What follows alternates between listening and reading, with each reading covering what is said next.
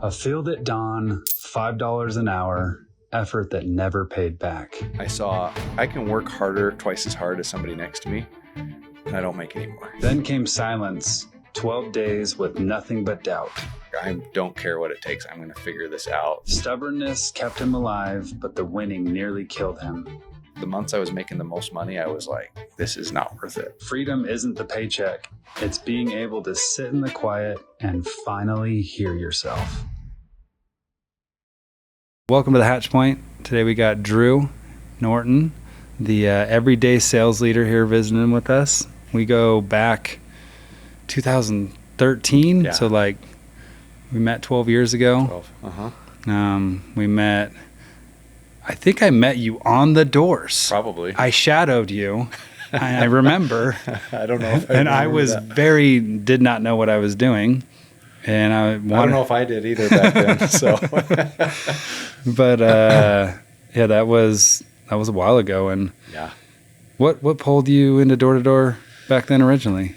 Yeah, good question. I think so. I grew up in a tiny town, Duncan, Arizona. It's 2,000 people, 28 kids in my graduating class. Little podunk town. So I like to say I was in the top 28 of my graduating class. I wanted to work and, make money from a young age. And so I worked in the fields. That was like my first job, like getting up before the sun was up in Arizona to go hoe weeds, pick pumpkins, like jobs like that. I remember making $5 an hour. I think minimum wage was $5.15. I don't know how he got away paying us less than minimum wage, but I took whatever I could get. And just started to realize, like, what led me into sales is working several different jobs. I saw, I can work harder, twice as hard as somebody next to me, and I don't make any more. Like, almost to where it's like, why work so hard if I'm not? Like, didn't feel incentivized. And I can relate to that a lot. And so served a mission for the LDS Church. I don't think I would have gotten into sales if I hadn't done that. We kind of talked earlier, and we can get into this, but I was naturally more introverted. I was really shy. I haven't really ever loved attention or spotlight. But I do enjoy like interaction with people. So, I was in college and somebody called me up and said, "Hey, I'm going out to knock doors this summer and do this." Maybe I'd heard of it before. And he started talking to me about it and like what you could make doing it. I was like, I could do that. Like I can go work hard. And if I work hard, and even if I do terrible, I'll probably make as much as what I would do working another minimum wage job this summer in college. And so I actually sold satellite that first summer and did well. Were you working for a satellite company where you had both logos on your shirt? Yeah, the Dish and the Direct TV, where they're like, "Who do you work for?" Like looking back at that, it's like it just seems so sketchy now, but it was such a good lesson. Like it was so many good experiences that I learned from doing that. One of the guys I was with there, Austin Fife, you probably remember Austin. He went over to the pest control company we both worked at, so kind of went with him. And they brought me over. I had done a great job recruiting, bringing people onto that team, even though I wasn't a manager. So I was going to be managing at that company. They were going to do pests. They shut it down. Anyways, that took me over to pest control. I guess what was your question? How did I get into sales? Yeah. So yeah, it just was. And I never intended like for sales to be something I did. It was like, I'm doing good at this. I'm making good money. Like, I've almost always had viewed sales as like a means to an end. Like I'm going to do this until I get here. So yeah, that's kind of where, kind of how I got into it. It was like, if I work harder, I can make more. Like that sounds better than working an hourly or salary, working for a salary. So, and door to door, anyone who business too. But let's talk about the door-to-door one. Yeah. Anyone who actually like figures out, shows up for another summer and actually like is happy with what they made and learns. Mm-hmm. I believe there's a moment where you believe like, I can actually do this. Mm-hmm. And then before that moment, you're wondering if you can do this. Yeah. Do you remember when you knew you could actually that do moment this? has happened multiple times. There's some probably lessons in that. No, so the first moment happened that first summer, and I don't even remember what I made back then. Like then it was like I felt like I was rich. Like I don't know, you make 15, 20 grand 100%. As a college kid, and you're like, I've made it. Like I've arrived. I switched industries, and actually we met my third summer doing door to door, but my second summer. I went, and it was one of the best things that happened to me in sales. We went to a market, pest control up in Colorado. There was snow on the ground the first day I was there, which was like, there's no bugs here. I sold a few the first week, and I was leading a team, and I had like a 12-day period where I blanked and I zeroed. And if someone's not knows the door-to-door space, that's awful. That's like terrible. And so to be the leader of a team doing that, I was like questioning, did I make the wrong move? Did I switch the wrong industry? Am I in the wrong market? Just all these like questions, self-doubt. And I just was like, I don't care what it takes. I'm going to figure this out. And a lot of stress and heartache that first couple of weeks of the summer. And somehow I don't know what happened. Something clicked. Well, I think you just said it. Yeah. Well, I'm going to figure this out. Yeah. Yeah. Yeah. And I'm stubborn in a lot of ways, and that is a good and a bad thing, and or useful and unuseful thing at times, and that just helped me get through that. And then it's happened multiple times. There's multiple times in my career. From there, I got into insurance, did insurance and financial services for 5 or 6 years, ran a couple offices, went back to door doing solar, led some big successful teams. And I feel like at multiple times along the way, there were like these aha moments of like, I've actually figured this out and I'm good at this. And often it was about different parts of myself. Yeah. But that's just helped me continue to go for each thing and continue to grow and progress.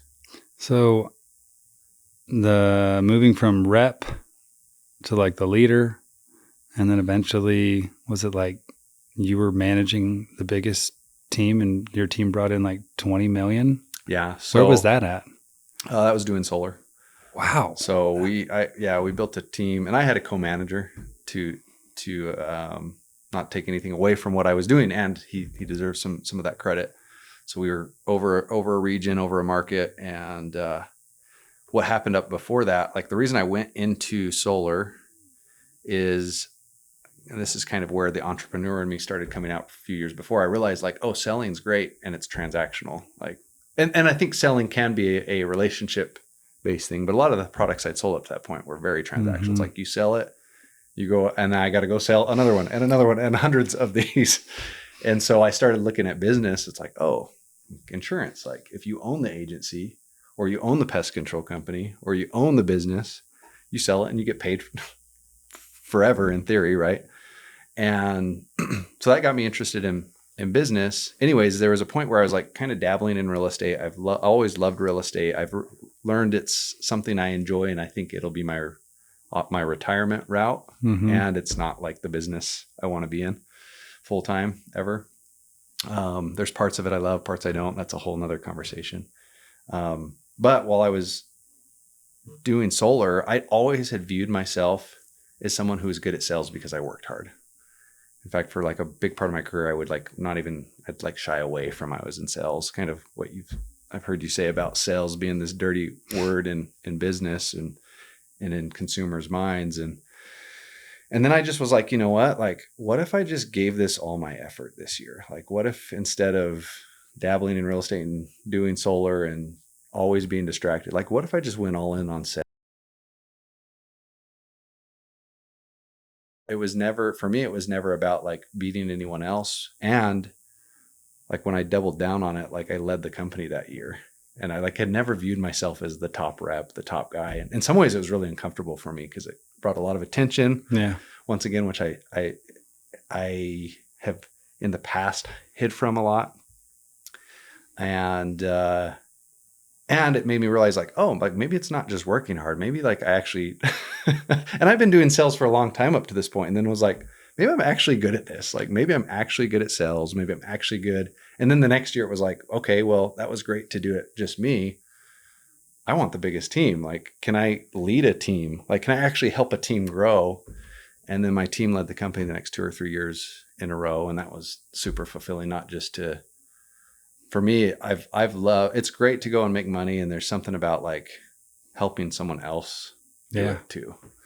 And helping someone else figure things out they're stuck with, and helping someone else like, hey, these are things that I used to struggle with. Here's how I got past it, and helping them maybe find some of the shortcuts that you sometimes only find through failure if you don't get a mentor or you don't get somebody to help you along the way. So yeah, sales is like I just don't like the word sales the way people hear it. Yeah. But sales totally. is life. Yeah. And sales is what I heard you just describe is it's like a microcosm. So what I could relate is I needed to go be the top rookie to then believe that others would follow me. Mm-hmm. And then, and so I in life, I use this phrase, and I did not coin this. I am that I am, we are that we are. Mm-hmm. And so to go into we are that we are and go and help people before realizing that I am what that I am is not possible, because like you're like this rocky foundation. Yeah. And so sales for me has also given me just so many reference points that I build upon in business. So grateful for them. Yeah. When you say that working really hard was how you knew you were good at sales, how has that shifted with, because for me, I've been reprogramming my mind that to make a lot of money, you have to work hard. Yeah. And it doesn't mean I don't work hard. Right. But it's not the defining factor to make a lot of money. Yeah. Has that shifted inside of you? Yeah, that's such an interesting question too, because it can be like challenging to change your that shift when your identity has been I'm here because of the effort. Like, and you know, some of it has been like seeing the big paychecks in big months or big teams winning, you know, doing real estate deals. You can have a ton come in from a single transaction. And I just love the idea that's like, I don't know if you've ever read the book, The Go-Giver. It's like just this idea that who wrote it? Oh, I can't even remember. Oh. It's so good. It's kind of a sales related book, but it's all about like giving value to the world. And one of the ideas in it is like that, like money follows value, and those who give the most value make the most money. And so it's like, as you start thinking about like, oh, if I can make a bigger impact and I can scale my impact, like that money just follows. Doesn't mean there won't be seasons of like cash flow stress or or figuring things out. But waking up in the morning for how can I improve my impact? Yeah. Feels so much better than then I got to make more money. I got to go grind for 8, 10, 16 hours today. Yeah. I would even say it's not even that we replace I don't want to work hard to make money. It's working hard is fun because I'm not working for money. Yeah. Oh yeah. You know what I mean? Like this morning I got up for this. Yeah. And I was like really excited. Saturday morning. Yeah. And I'm like, yeah, like I like what I'm building. Yeah. And when you're not excited about your impact, it's just hard to stay excited. Yeah. And I think for a lot of our listeners, this is one of the big key pieces as we're growing as an entrepreneur. When insurance, when you transition from insurance back to solar and where you are now, I've witnessed a lot of changes in myself, and I've seen them from afar on you. Where did you kind of have these defining moments? Like, was it in the insurance, or what pulled you into what you're doing now? Yeah, I'd say one of the first big defining moments, this sounds so cliche in like the entrepreneur industry, but it was like reading Rich Dad, Poor Dad. Like I read that book and was like so many, that was probably one of the first books that like started making paradigm shifts for me. Like just going from can't afford it to how can I afford it? And I mean, I read that book, bought a rental property a month later. Like, wow. I was like, oh, like I'm going to figure this out. Like there's a way to do it. And at the time it was like, I pulled out a line of credit against my house for the down. Cause I was like, I had always told myself I'm going to get in real estate when when I have enough money. And it was like, oh, I'm never going to have enough money to buy our house. And so finally it was like, well, I've got equity in my house. So I pull out a line of credit, use that as a down payment. And then it was like, oh, how am I going to go from here? And then, so that was like, oh, well, my brother was crushing it in solar. And, you know, I just was like, oh, I think if I went and did this, I could go crush this. And so I got into solar with the intention like, oh, I'm just going to make money and put it into real estate, and just learned ways to get creative in real estate and buy things without using my own money. Mm-hmm. And it's funny because went into solar thinking all the money I make here is going to go into real estate. And mostly what I ended up figuring out was how to do real estate without using any of my own money. And so that first paradigm shift was like, okay, like just learning to think differently first about money. Another big one was buy back your time from Dan Martell. I heard you use a phrase while we were talking earlier today about doing things that light you up. Yeah. And, you know, that whole book is about when you hire to save your time, build your business. So you're either saving your time so you can either go make more or do things that light you up. And that was just another big shift. Because at that point it was like, I was in that I got to grind and work hard to make as much as I can. And I was, you know, building the real estate on the side. And it's like, what if there's ways I can cut out everything I hate? and the interesting thing about that is what I don't like, some people love and are really good at. Yeah. I love who, not how. It's like, that's like kind of like Rich Dad Poor Dad asks you, how can I afford it? And then it goes to like, instead of how, who, like, so then it was like, man, I want to start finding people I focus on the things I do great, that I love, that I can bring a lot of value, that make good money for me, and let others, whether it's in my own business or in the relationships, do the stuff I don't want to do. And I'll do the stuff they don't want to do. Yeah. And that's fun. Yeah. It's required, right? Yeah. Why'd you start Everyday Sales Leader? Like what brought that about? Yeah. So maybe tell everyone what it is. Yeah. Yeah. So I'm the Everyday Sales Leader. It started with the Everyday Leader podcast. So you'll have to check out our episode. We have Jared on our podcast. That kind of started behind this idea of just like helping people see that you can be a leader wherever you are.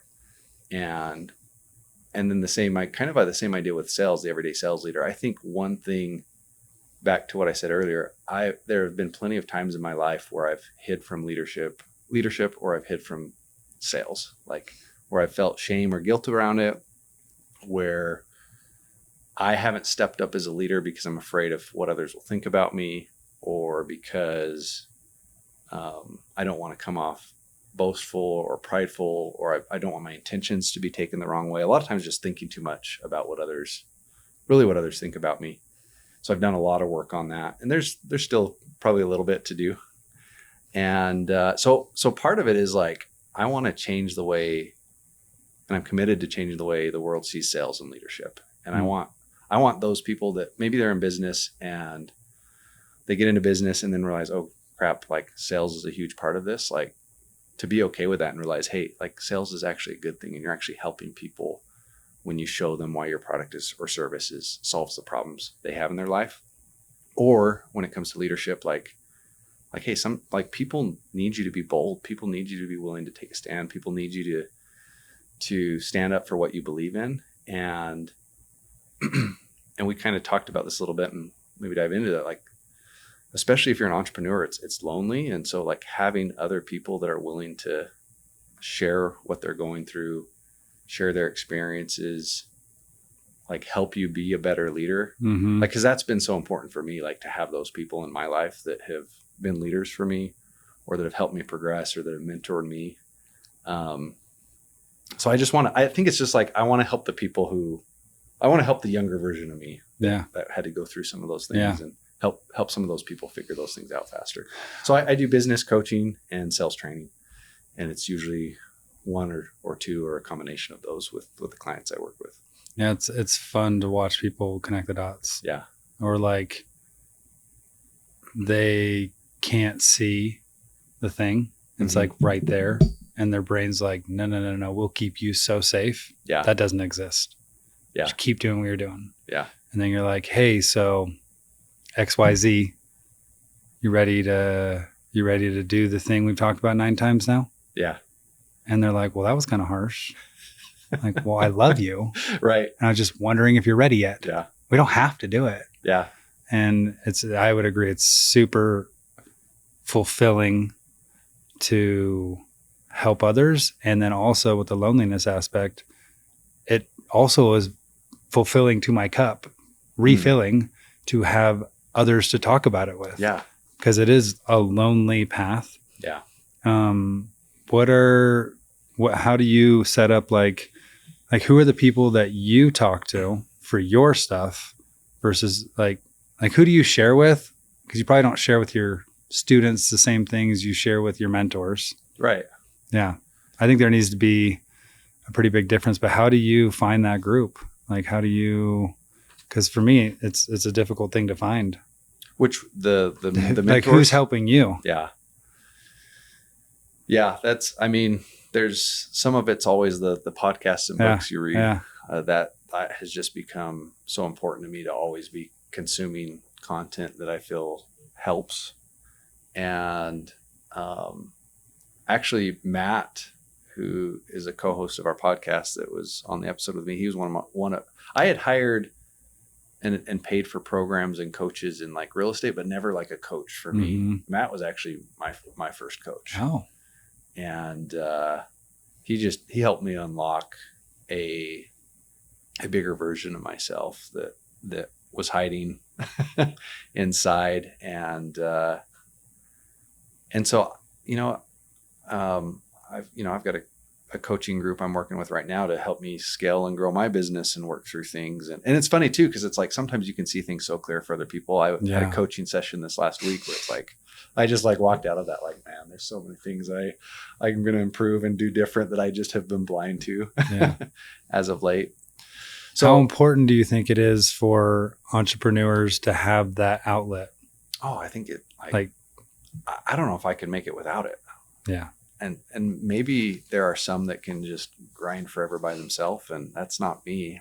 I haven't found many that can do that. And I don't know. I don't want to say not be happy. And I just think there's something about finding aligned people that you can share experiences with and then just learn from each other. Like to be in masterminds or to have a mentor or even someone who's just done what you've done before to say, hey, here's what I'm going through, and then kind of just show you a path or show you a light.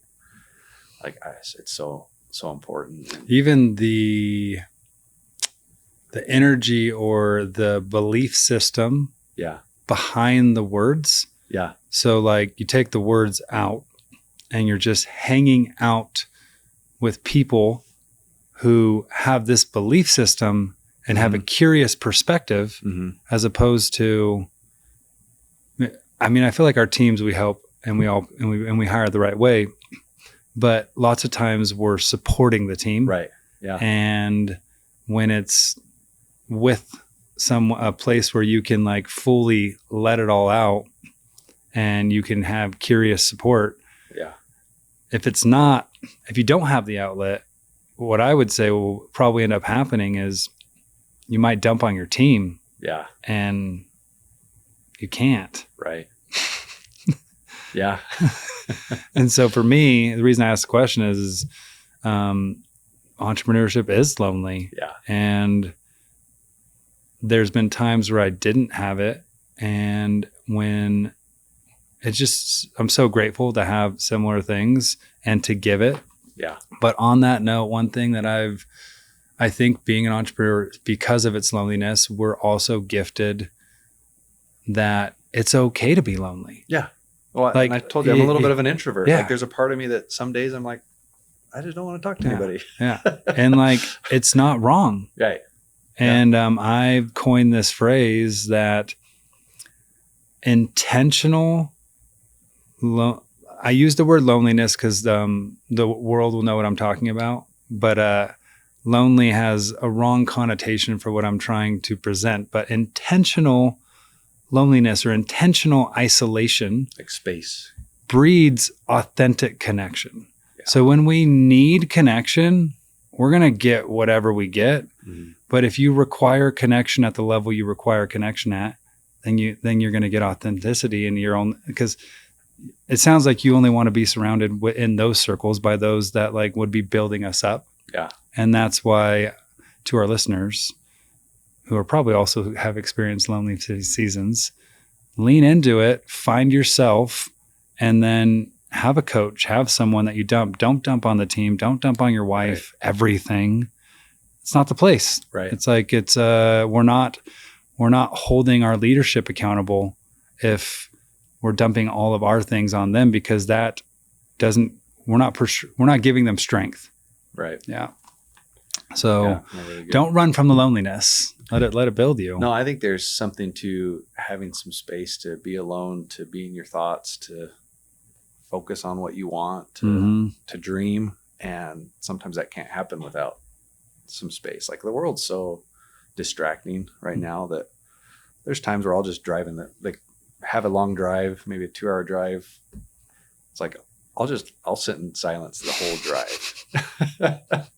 I don't know if that's healthy or not. And I want that. Sometimes I just crave, like, I just need to shut the world out and just listen. Like, there's just so much to think about. Yeah.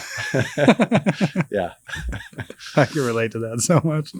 That might be just the introvert in me that craves that at times. Well, music's fun, but I find most of the time I'm pretty quiet in my car. Yeah. I resonate with that a lot. So back to sales. Okay. Being that you are, I would say you have a wealth of knowledge in sales, and this is what you support people with. What is the difference between selling someone what they want versus what they need? And so I understand what you mean. Give me an example, like just for our listeners too, like what would be a want and what would be a need, and then let's. So it's almost, how do you help your clients find what they want as opposed to sell them what you think they need? Okay, great. No, that makes sense.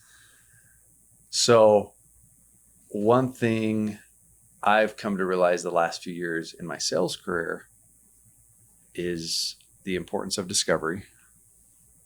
And that can look like different things. And I'm less on the marketing side. It's more of the actual conversations with people. And I used to think when I did discovery, when I was asking questions, it was all for me. Like, I'm asking you a question so I can know something, so I can get you later. Like, so I can deliver the one-liner or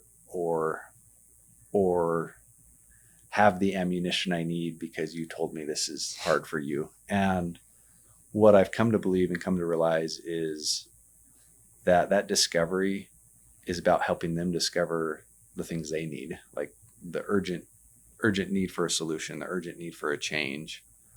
Because if they realize that, come to that on their own, like, it makes everything so much easier. Like, I've sold people where I know I've sold them just because I've done a good job and they just were on the fence and I pushed them over. And not that those don't go bad. And I found those typically end up being less happy customers. They're the ones that cancel. They're the ones that come back and complain. But if someone makes that commitment internally first, a lot of times it's like you ask a question and they say something out loud that they maybe even have never, no one's ever asked them that question and they never have had the space to even answer before. And then sometimes in that answer, they make a realization or a connection and discover it on their own. And so to me, back to your question, it's like, sales isn't about like the closing statement or the closing line. It's not about convincing someone with statistics or knowledge. It's like, it is very much emotional. And if you can learn something from a new mentor in my life, if you can touch the heart, the brain's gonna look for ways to make it work instead of if you go analytical first, the brain's usually looking for reasons not to do it. But if you get the heart connected and they find out, hey, this is why I need this, or this is what I've been looking for, and they make that here first, then the brain's like, okay, how do we make sure you get that? Yeah. Yeah. Yeah. When I hear that, I think helping them get all the information they need to take ownership and to feel ownership and to like in their body, in their heart, be like, this is something that I need and want. But when we're telling them why they need it, it feels just like that. Yeah. Well, it's like everyone likes to buy things. No one wants to be sold. And so if in my mind, it's like, no, I'm buying this. So true.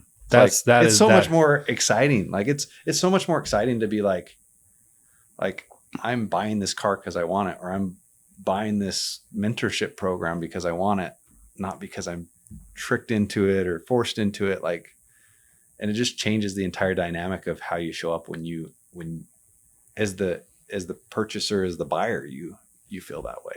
It's like being a purchaser. For me, it's always really interesting. Mm-hmm. I'm like, hey, whoa, I'll tell you how to sell me, but you have to listen. Okay. Yeah. Yeah. And if they're not willing to listen, I'm like, I'm not doing this. Oh, that resonates so much. Like we had a guy knock on our door the other night, actually, and he was referred to us. He's selling books. He's coming over from, I don't know, where was he? Italy or something. And he's doing I think the program is to come out and sell and then also go to school, like while they're out here. So really, really cool, honestly. And he's selling like homeschool books. We homeschooling our kids this year. Someone pointed us out to him. At first I was kind of like, my wife told me he was coming back because I wasn't there. I was like, no, I don't want to buy anything, but like he was doing a good job. And like, I'm so easy to be sold if it's a good salesperson, because I just respect it, that my wife was like trying not to do it. And I was like, oh, we're supporting this kid. We're going to buy. Yeah. We're going to find a way to buy something that we actually would find useful from this. But yeah. Well, we already answered this, but basically it sounds like staying ethical and heart-centered is what drives massive sales results, and not just trying to unethically squeeze in every deal, which in the door-to-door game, when we were in it, there was definitely a large portion of reps who would, there were guys, just push whatever they could through. It was all about getting a number, and I can see I can get lost in that. Yeah. But that has such a short half-life. It just won't work. You'll burn yourself out. So ultimately what I hear is sell their heart, lead from your heart. Yeah. And there's tactical ways to get to that, right? It's not. I actually call it techniques. Yeah. And the reason their techniques exist, and the reason I correct the tactical is just for me, and what you said this, psychologically, we're being sold all the time. Mm-hmm. So our brain is like, remember last time, remember this, remember this, remember this. So we use the techniques, the tactics to help them safely not feel like we're trying to trick them so they can make a decision. Yeah. Yeah. And to me, like, I think another thing in sales that isn't talked about enough is like, it's okay for people to say no. Yep. Like sometimes the whole reason there's this whole struggle is it's like, no's not okay for them to say no, and they're going to hurt your feelings, or they're afraid you're going to get mad, or you're going to follow up with them 3,000 times. And so like, I love telling people early on, hey, and if this doesn't make sense, just tell me no. That's okay. Like you wouldn't do this if it doesn't make sense, would you? Well, no. It's like, okay, then just, can we agree that you'll just say, this doesn't make sense, Drew? If it doesn't, yeah. Okay. And like, just giving a little bit of space. You also have to like mean that. You can't say that and then just like beat them up at the end if it's not a good decision. And it just kind of goes back to that idea of abundance. Like if I know I have something to offer, like I'm going to find my people, and there's going to be some that just aren't a fit, and that's okay. And I'd rather them just tell me no than say maybe, and we play this game of chase each other for.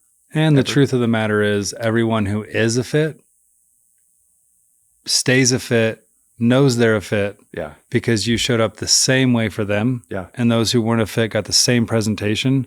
So the no's are fine as long as we like hold the line, I guess. You know what I mean? Well, what's interesting too is I've had times where I've been like, this isn't actually a good fit for you.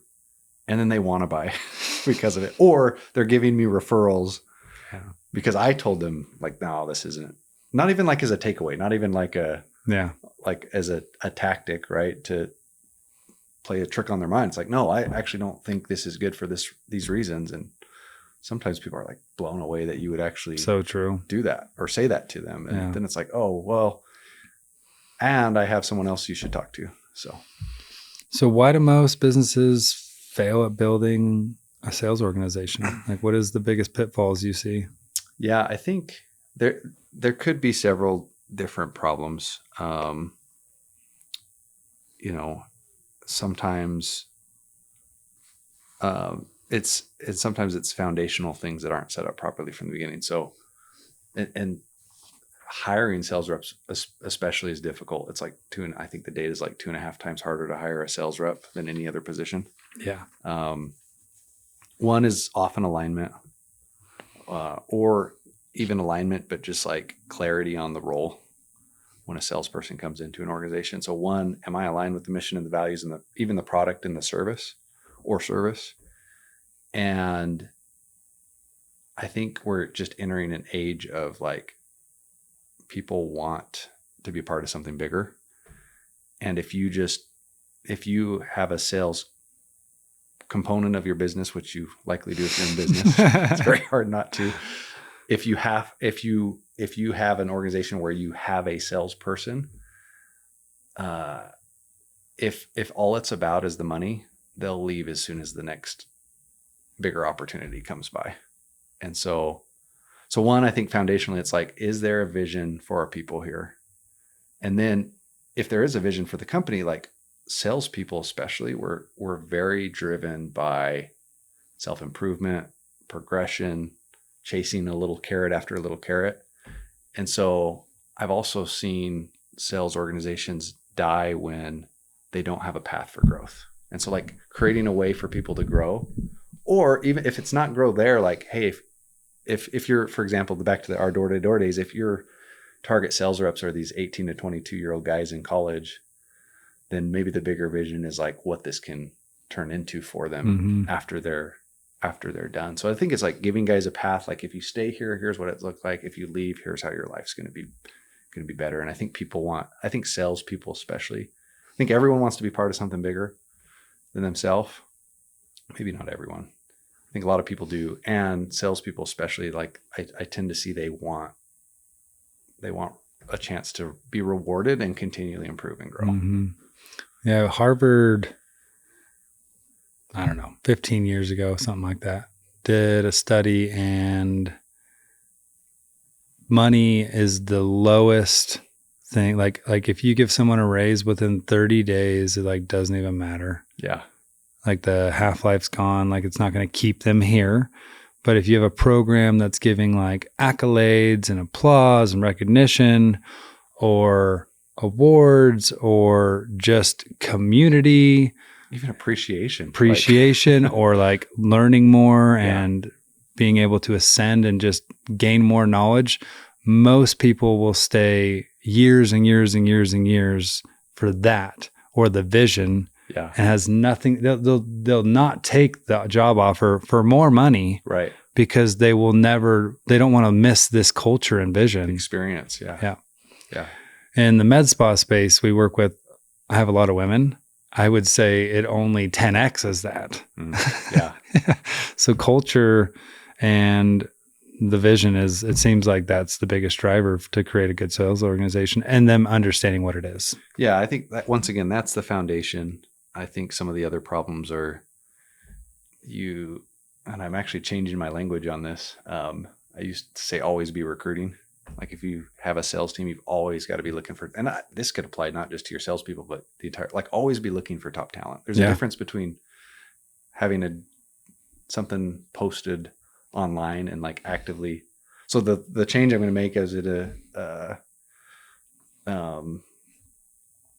at a workshop yesterday with Ken Crenshaw. He's the lead athletic trainer for the Diamondbacks. And how did he put it? Always be scouting. he's a kind of well, he doesn't like the word recruit. And I'm like, oh, I kind of like that. Always be scouting and being selective. Like, hey, we're selective of who we're hiring, not just sometimes Indeed can turn into throw a bunch of crap at the wall and see what sticks. And so it's like, hey, going from a mindset of we're waiting for people to come to us to we're going to actually go out and find them.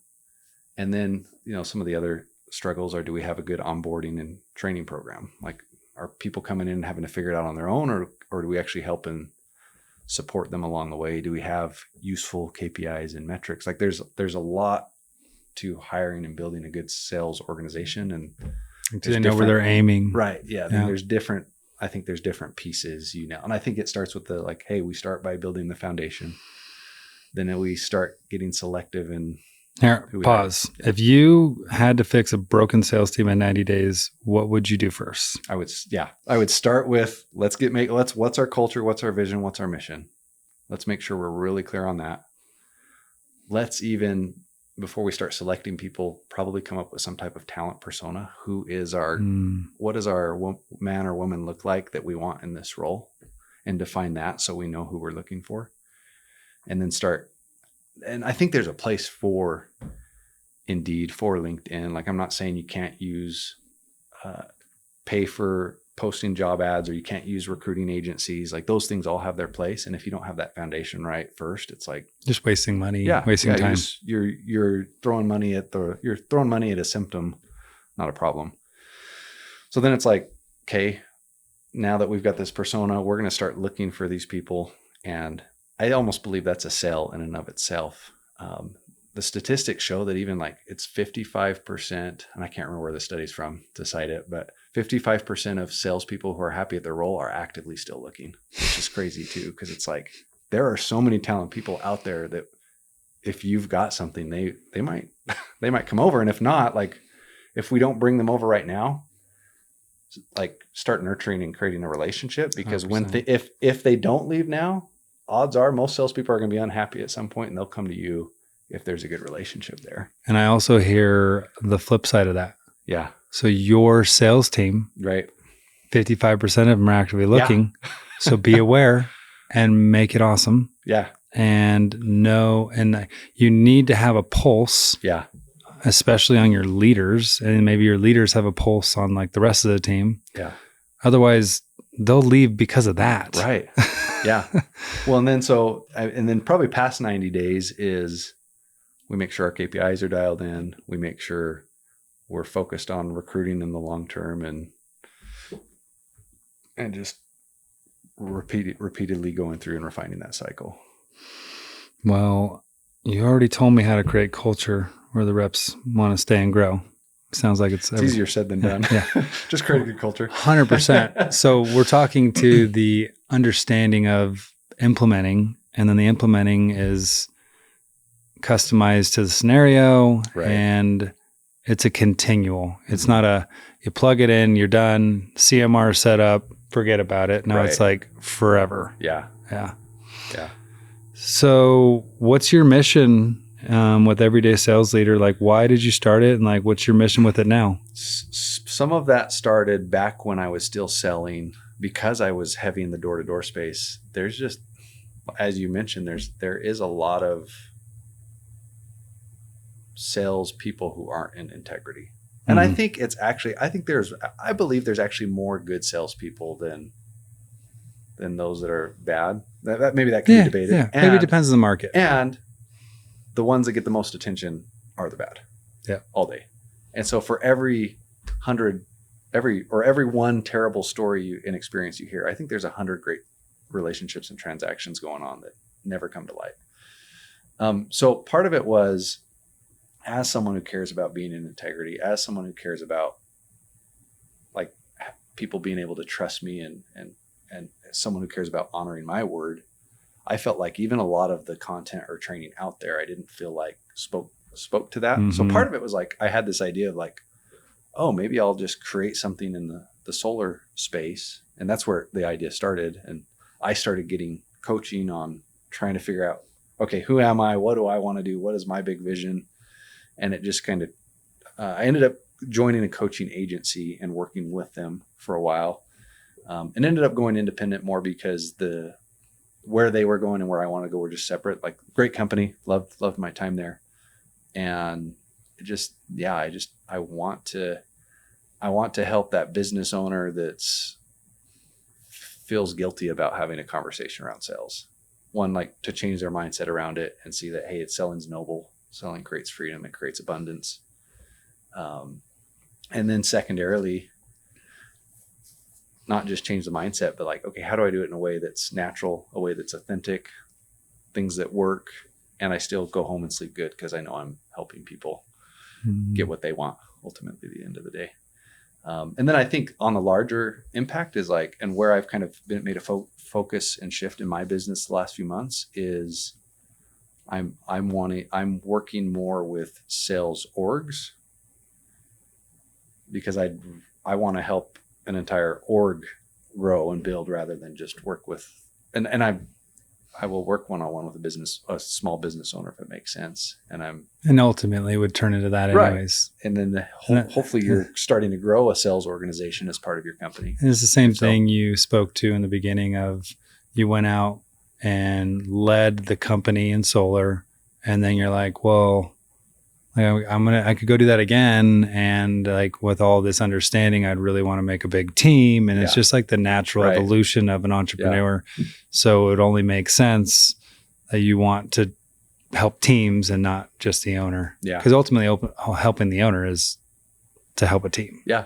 Right. Like, bro, if you're the owner, you can't be the sales guy. You're going to turn around and and in fact, if you're a small business, you likely are the sales team. Yeah. At first. And how long is that? Right. How can we ever scale if that's how it's going to stay? So it seems like you're going right where you need to be. Yeah. No, it's kind of the evolution of myself is kind of the evolution of my business. And yeah. Well, you said something earlier, and I just kind of wanted to wrap up with this, but, cool. And correct me if I'm saying it wrong. Freedom isn't money or time, it's presence. Is that, did I say that correctly? I think so. Yeah. Okay. But tell me more about that. Once again, I think I learned this lesson in sales. That year I had my best. That year I led my company was also one of the most stressful, hardest years of my life. And I look back at it happy and grateful. And what I found is, like, as if you're a sales rep, you can probably relate to this, and maybe even a business owner.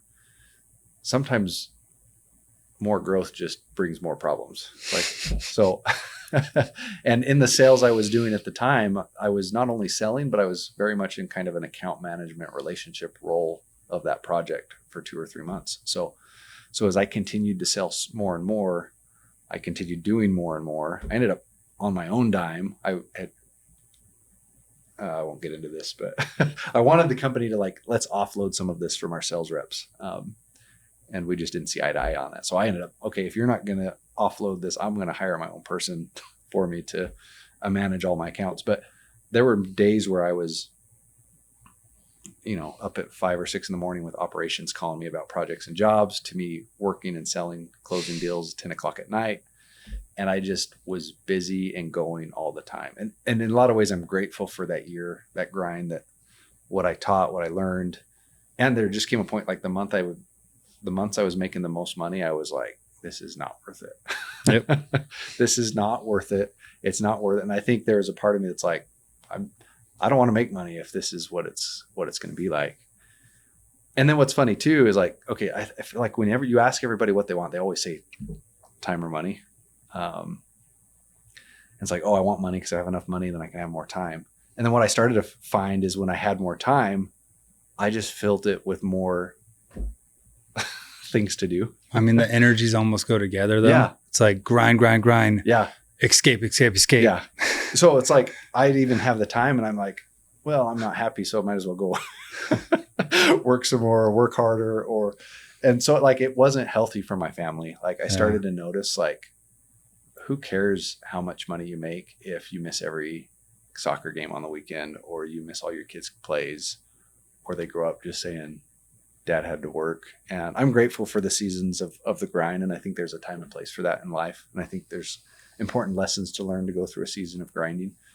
And I think there's also an unhealthy culture sometimes around that. And two, it was just with time, it's like, I want to have the time so I can enjoy things. But if in the silence, I can't be happy, or I can't find peace, or I'm always worried about the next, when I do have time, I can't be present because I'm worried about the next project, the next sale, the next thing, the next team member, the next thing I have to do. It's like, that's not worth it either. And so it's kind of just like this shift of like, hey, I've got to learn to be happy and present despite my circumstances. And if I can do that, then it doesn't matter how much time or money I have. And those things only get amplified and better if you can find like peace where you're at and then continue to play it. I like to think of it as like, hey, can I do the inner work on myself? And at the same time, it's okay to have a game you want to play and succeed at. And if the game fails, like, that's okay, because inside I'm still good.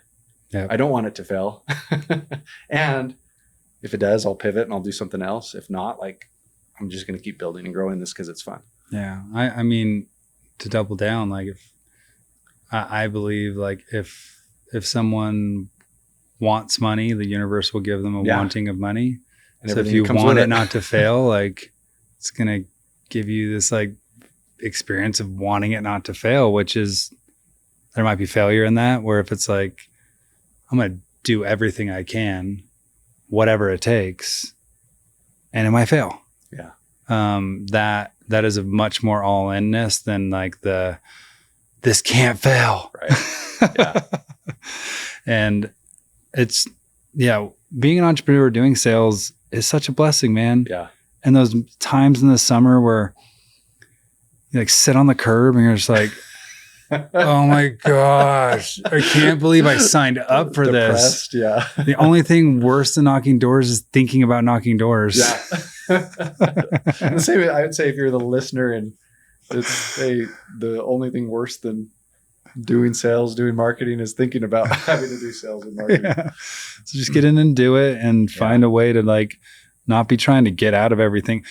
That's the conundrum. Yeah. Is those who are good at sales and an entrepreneur, I think a lot of it got from a lifestyle of shortcutting and trying to get out of things. Mm-hmm. And so it's finding the Goldilocks and all of that. Yeah. Yeah. This has been fun, dude. Yeah, man. No, this has been awesome. We got to do these more together. Yeah. Well, thanks for coming on, and thanks everyone for listening. And until next time, thanks for watching The Hatch Point.